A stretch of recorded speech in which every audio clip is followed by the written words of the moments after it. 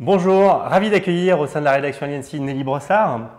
Nelly, j'ai tenu à ce qu'on se rencontre parce que tu as une expérience assez riche sur le secteur de l'assurance. Donc c'était un moment assez privilégié pour moi de partager avec toi ce rôle d'observateur privilégié de ce secteur.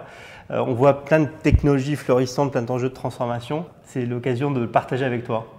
Bonjour, merci Sylvain de m'accueillir. Donc effectivement, aujourd'hui, c'est une période assez palpitante puisqu'on vit dans un monde digital. On a un consommateur qui a vraiment changé, qui est hyper connecté, qui est mobile, qui est ubiquitaire. On a aussi des nouveaux entrants qui sont en train d'arriver sur ce marché de l'assurance, qui sont en train en fait de montrer les codes et les attentes en fait en termes d'expérience client. Donc on a par exemple dans l'assurance en ce moment des gens comme Plus Simple, comme Alan, comme Cuva, comme Trove, il y en a plein d'autres comme Lemonade qui apportent des éléments assez différenciants sur la façon de souscrire, la façon de faire un tarif, surtout la façon de se faire rembourser de façon très simple et très fluide en quelques instants.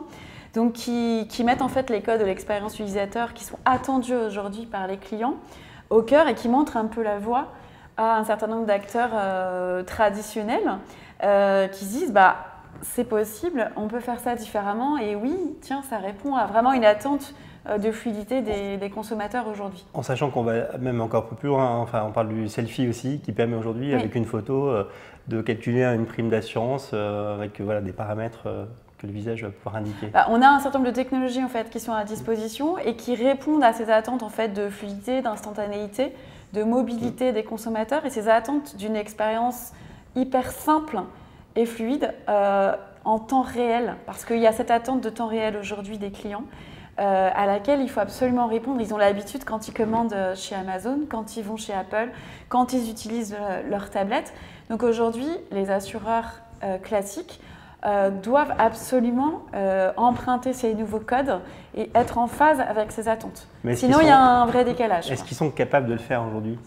Alors, ce qu'on peut dire aujourd'hui, c'est qu'il faut vraiment que les acteurs se réinventent. C'est une nécessité. C'est une nécessité pour la survie des acteurs. Donc aujourd'hui, il y a une prise de conscience qui a eu lieu. Et maintenant, chacun est en train d'avancer pour se transformer et se réinventer. Donc ça, c'est une réalité. Après, ça ne se fait pas en un jour. Oui, ça se fait avec du temps. Ça prend du temps parce qu'il y a toute une étape dont on parlera après sur la transformation. Enfin, comment on fait pour accélérer, pour mettre en marché, pour accélérer ce fameux time to market, pour sortir des produits, pour sortir une meilleure expérience client plus fluide. On ne peut pas tout changer en 5 minutes. En tous les cas, il y a cette prise de conscience qui existe et maintenant il y a tout ce travail et les assureurs aujourd'hui classiques ont commencé à faire ce travail de transformation et de réinvention et commencent à faire des choses qui sont intéressantes. Ceci, on voit bien tout l'enjeu de passer d'une culture produit à une culture client, à désiloter les organisations. L'enjeu est quand même stratégique et il est là. Beaucoup en parlent, mais la mise en œuvre n'est pas nécessairement très simple. Donc aujourd'hui, toi, à travers ton expérience, tu as aussi une vision des choses qui étaient importantes, c'est-à-dire de ne pas non plus être dans des logiques de… Alors, il faut embarquer les équipes, mais créer des îlots dans l'entreprise où on va être seul à innover, ce n'est pas nécessairement la solution non plus. Ce qui est extrêmement important dans ces démarches de transformation assez radicales, c'est que le premier point, c'est vraiment de changer la culture des équipes. C'est le point, je pense, le plus crucial. On est vraiment dans l'humain avant tout. Donc pour changer cette culture, il y a effectivement ce que tu disais, c'est cette notion de donner une vision, donner du sens. C'est-à-dire pourquoi on doit faire tout ça. Donc c'est faire prendre conscience d'abord, ensuite de donner cette vision et puis de la partager. Je crois beaucoup à un partage très participatif avec les équipes, c'est-à-dire qu'il faut des personnes qui incarnent cette vision, mais ensuite il faut vraiment la partager et la faire vivre aux équipes et qui contribuent très fortement dans la mise en œuvre de cette vision. Pour souligner, aujourd'hui les technologies ne sont pas trop le sujet, on peut inventer plein de choses, mais l'innovation dans le management, d'aller vraiment dans des managements agiles, je pense qu'il y a des vraies transformations en profondeur dans les organisations par rapport aux dirigeants. Aujourd'hui, certains n'ont pas toujours envie de bouger les lignes au niveau même des responsables. Donc, tu soulignes beaucoup que la vraie innovation, elle est quand même dans le mode de management aujourd'hui avec les équipes. C'est au niveau des équipes et au niveau des managers, c'est-à-dire c'est réussir à embarquer tout le monde et à ce que chacun travaille sur son rôle. C'est qu'est-ce qu'on attend de moi aujourd'hui Qu'est-ce qu'on attendait hier? Qu'est-ce qu'on attend aujourd'hui? Comment j'évolue dans mon rôle? Accompagner en termes de formation, accompagner en termes d'outils, accompagner en termes de transversalité. Et plus de formation, c'est aussi plus de temps. Enfin, donc c'est dans ces enjeux d'urgence aujourd'hui. Enfin, est-ce qu'on arrive à concilier ça, cette urgence? Alors, il y a un enjeu d'urgence qui est criant. Il faut vraiment se bouger, donc ça y est, ça bouge. Mais en revanche, ça prend du temps de transformer et il faut accepter de laisser du temps aux collaborateurs, parce qu'il y a des collaborateurs qui vont aller très vite dans les équipes et qui vont très vite capter et être très vite dans cette agilité, dans cette transversalité, dans des nouvelles façons de travailler où on fait plus de spécifications, on travaille en petite équipe resserrée, où on n'a plus les 42 copies là, avant de lancer un produit, où les gens décident, les gens sont responsabilisés. Donc il y a tout ça, mais tout ça, c'est pas forcément simple à appréhender de façon rapide. Donc il faut accepter que certains collaborateurs mettent plus de temps. Donc il faut s'adapter. Donc il y a des gens qui vont tout de suite rentrer dans ces nouvelles méthodes. Donc ils vont servir un peu de tête de pont et qui vont aider à transformer. On peut aussi recruter quelques personnes extérieures qui ont déjà vécu ça et qui permettent de contribuer à tirer. Il y a le rôle du manager qui est hyper fort, qui va vraiment aider. Et puis il y a qui est un facilitateur en fait dans tout ça pour aider les gens et les équipes à se transformer. Mais il y a vraiment un gros travail. Il faut accepter de donner du temps, mais un temps qui doit être raisonnable au regard des enjeux, parce que ce monde va très vite aujourd'hui. Alors s'il y a un petit mot sur les enjeux aussi technologiques, est-ce que tu le soulignais, aujourd'hui, il n'y a pas de transformation sans efficience opérationnelle, donc il y a un vrai enjeu quand même du SI aujourd'hui. Et là aussi, il y a des enjeux de changement, parce qu'il y a effectivement une transformation qui doit s'opérer sur l'ouverture des SI. Alors, tu as historiquement une grande expérience sur l'expérience client, mais j'aime bien partager aussi ta vision sur ce sujet-là.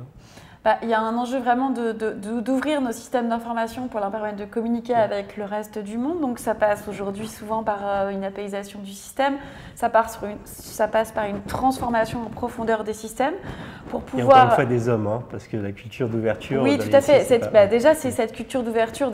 Aujourd'hui, je pense que c'est quelque chose qui est globalement entré dans les mentalités de tout le monde, c'est qu'il faut ouvrir pour s'ouvrir en termes par exemple de plateformes de services avec des partenaires, s'ouvrir pour pouvoir aller interroger justement en temps réel les systèmes d'information.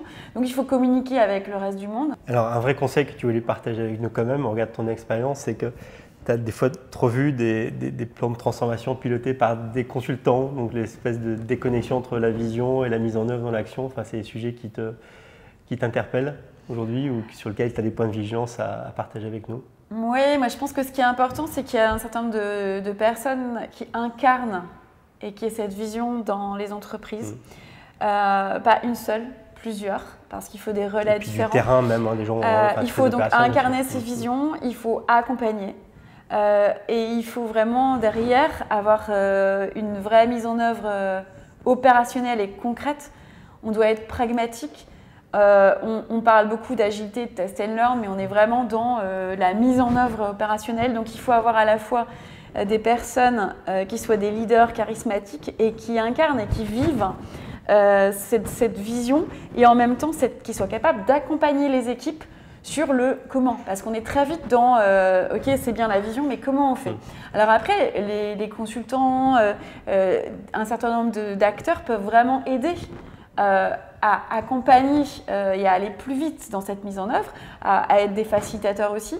Mais il faut impérativement un certain nombre d'acteurs forts et leaders dans l'entreprise qui incarnent ça, parce que sinon, si c'est l'œuvre de quelqu'un d'extérieur, ça ne pourra pas pénétrer en profondeur. Le changement est tellement radical et prend tellement de temps. Donc il faut une bonne dose de volonté, de vision et une bonne dose d'opérationnel et d'exécution en fait.